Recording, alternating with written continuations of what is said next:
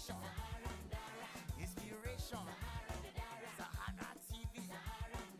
They get mouth. They get mouth.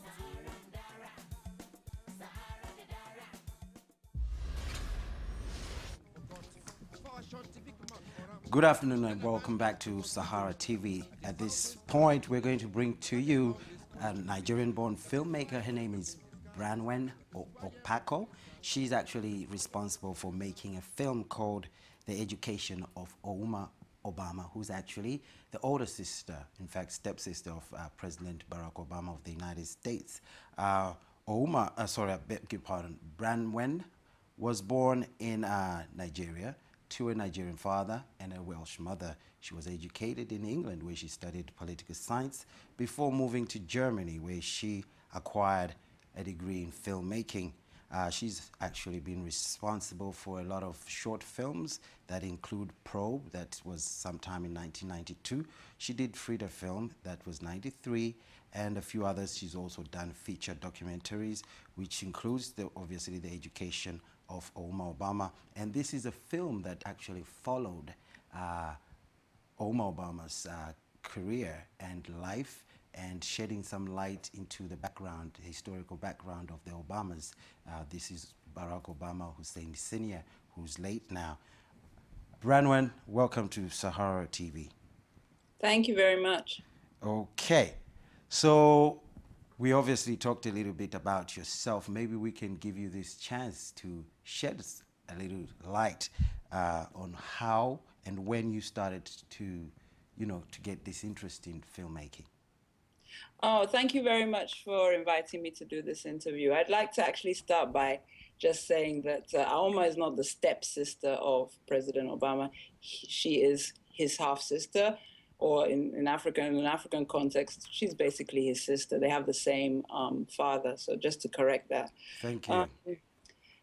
What can I say? The reason why I decided to make this film was because Auma and I went to film school together. You referred to the fact that I went to film school in Berlin. She was also at film school with me. And we were 4 African women of African descent present at the school at the time. And each one of the people there, Siti Dangaremba, Wanjiru Kinwanjui, Auma Obama, myself, were all kind of like very keen to think about the portrayal of the African continent in film, and particularly the portrayal of African women in film, and how we could kind of contribute to the complexity of that image and to perhaps putting different stories out there, stories that more reflected our experience. So that was a conversation that started in the early 90s. Okay. Now, I actually know Tsitsi Dangarembo. She's actually one of Zimbabwe's prominent filmmakers and also an author for Nervous Conditions and other books. So it seems like you were quite powerful African women at that time. Yeah, it was for me. It was an incredible opportunity. I remember seeing Siti Dangarema the first time when I came into the hallways of the film school in Berlin, and I'd known her, as you said, from Nervous Conditions. I'd read her book years before, and I was thinking, she's lecturing there or something, and they said, no, she's a student. So I thought, wow, this is going to be an incredibly interesting context in which to learn about filmmaking, not only, the technical side, but clearly with these kind of colleagues around, we're going to be thinking a lot about content and what kind of stories. So in my research, you've been described as partly intense in your storytelling and somewhat fusing psychological, social, and political issues in nature to describe. How would you describe your work and, the kind of work that you do? Well, I wouldn't disagree with the fact that I try to really address what I feel to be the roots of certain social, political, conflicts. And I think that when you have the opportunity to tell a personal story, to really address a biographical portrait, as I try and do with all my films, basically, you have the opportunity to talk about history and politics and different themes, but you can be personal. You can get close to individuals, and that way people can identify on many levels with what you're doing. Okay, so you also come from a background where storytelling was part of your lives. I know that one of your uncles was a poet. Yeah. My uncle, yeah, that's right. You really researched. Right. Yes. One of my uncles was an Uje poet, and he was a creator of of this style of poetry that comes from the Urobo land where my father comes from. And I grew up, hearing about him. But I grew up in the context we grew up in Ibadan, in Nigeria, on the university campus.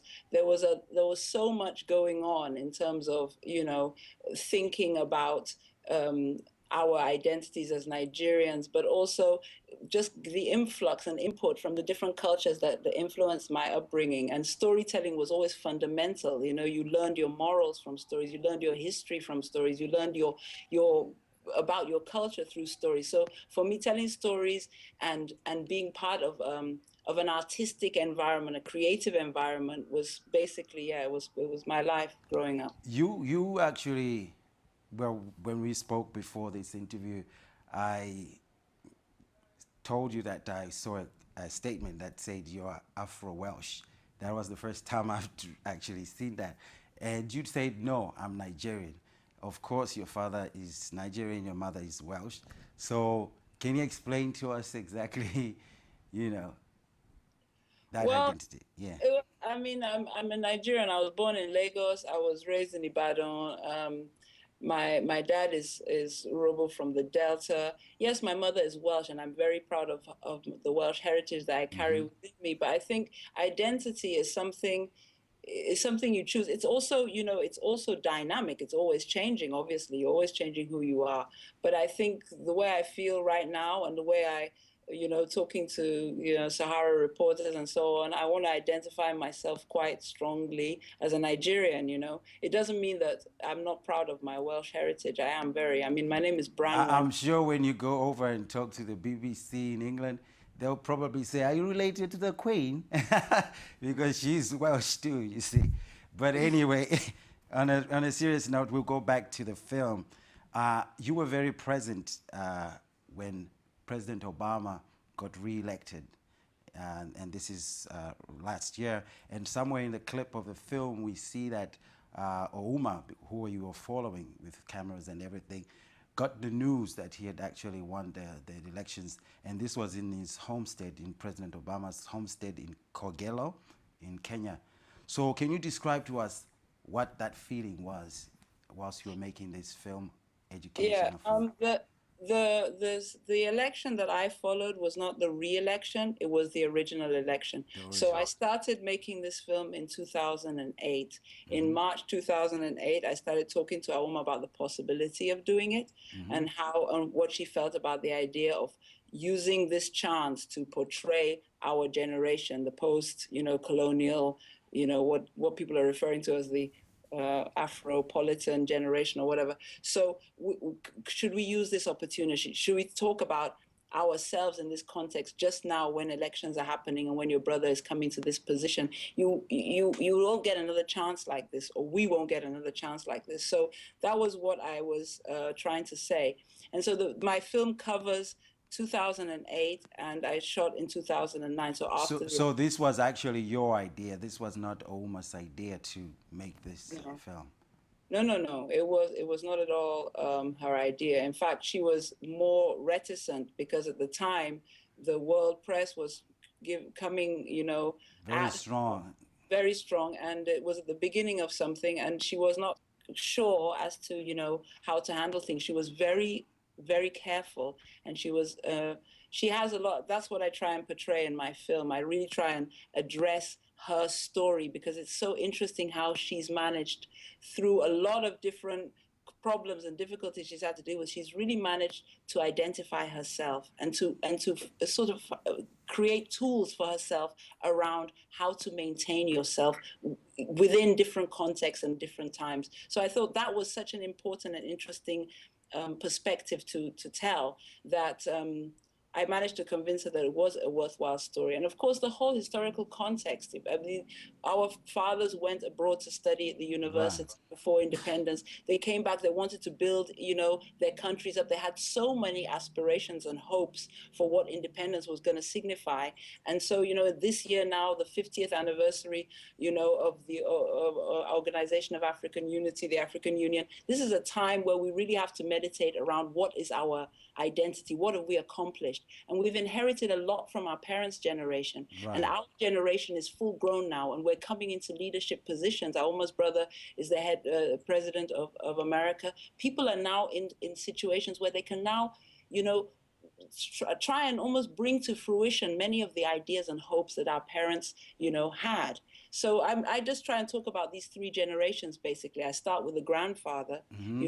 was a domestic servant. I go through to the father who, went to the States to study. And then I go to Auma and her own story and how she ended up influencing politics and the way society sees Africa in Germany. Right. Right. Staying there for 18 years, learning the language, writing her PhD there, being very instrumental in creating this new style of German studies, which integrates an acceptance of other cultural views on the German culture. So there's a conversation going on between cultures. So this was the reason why I wanted to make this film. And the reason why I think the film is also important as a document of this time, and it's looking at things a little bit from a different perspective because, and this is what I do with a lot of my films, I like to address tabloid subjects, but in a Right. different way, from a different perspective. In So your own personal kind of yes, voice. Now, yeah. I quote you here. You say, "I'll never forget that period in their homestead," and this is at the time of the, announcement of the elections. And you said it was indescribable. Imagine something like that is happening to your family, yet so far away. So, can you just take us back into that moment and explain? Because maybe the viewers would like to be there and feel what was going Yeah, through. and if they do, they've got access. They can get the film. They can get their own copy of the film and really access that feeling. I think everybody on Earth, almost, or very many people in the world, felt that way at that moment in time. It was Right. like everybody felt close to President Obama, and everybody felt close to the significance and importance of this moment of him becoming the first African American president of the United States. He seemed to belong to the world. In that particular context, in that home context, I felt like, yes, it was happening far away, but it was also happening right there because all this, it's on a spiritual level, the roots of the whole story. I was there where it all began, as Auma says in the film, the first sentence she says, I ask her, why have you decided to go back to Kogelo to watch the elections instead of going to Washington? And she Right. said, I want to be where my father is. I want to be where it all began. And so I think that I take that as being something, spiritual. I can identify with that as a Nigerian as well, how much we respect our ancestors and how much our ancestors' contribution to where we are now is important to us. They are with us at all times and they are part of our story. Okay. Now, this film, also according to my own assessment, was a very important piece of information in the sense that it shed light into the background, the historical background of the Obamas, and then people got a chance to see how the similarities to Barack Obama Jr. and Barack Obama Sr. and to a point where Ouma describes that Barack Obama Sr. took notes like this and Obama somehow does that. Do you think President Obama had any information into this kind of background information about his father? And also in the film, there is his homecoming kind of like way after he met Oma for the first time in 1982. I don't know if that was an original family footage. So, Yes, definitely. In fact, he's written a book called Dreams from My Father, which I'm sure you're familiar with. right. She documents quite clearly, how important it was for him to find out about his family back home, and how important Auma was in that process, because of course she was the one who took him home, and she was the one who introduced him to the family and so on. And for her, that was a very important journey to make as well, because of where she was in her life at the time. Every time you delve into the depths of your family and involve yourself and immerse yourself into your family story, it's a journey in itself. And she got the chance to make that journey, together with her brother at the time. So yes, of course, I'm sure that, I mean, everybody knows, everybody's read that book, knows that. Has the president been able to view this film? And if he has, what were his sentiments about it? his views? Well, that's a question that gets asked very often when I'm Right. showing this film at festivals. Obviously, everybody's watched the film. They feel very intimately close to the family after watching the film. They've seen sides of that family that they didn't know existed. And so they, of course, they all want to know, what did he say? And well, he's got a copy. That's all I can say. Whether Okay. he's seen it, I don't know. So his public statement will be according to him. Now, your film has been featured in the Film Africa in London. It has also been filmed at the Toronto Film International Festival. Have you won any awards for that film? Yes, I've been very lucky to win 3 awards actually so far for the film. Right. We were awarded at the Pan African International Film Festival in Los Angeles. We were awarded at the AMA. We got an AMA award, that's African Movie Academy Award for Best Diaspora Documentary, and we won an audience prize at the Africa International Film Festival in Lagos, which for me was very touching because, of course, I was home. So we've had a great journey with the film. We've been around the world, and it's always fantastic to share this story with people because people get to hear our story. I always say our story. It's our story. That's true.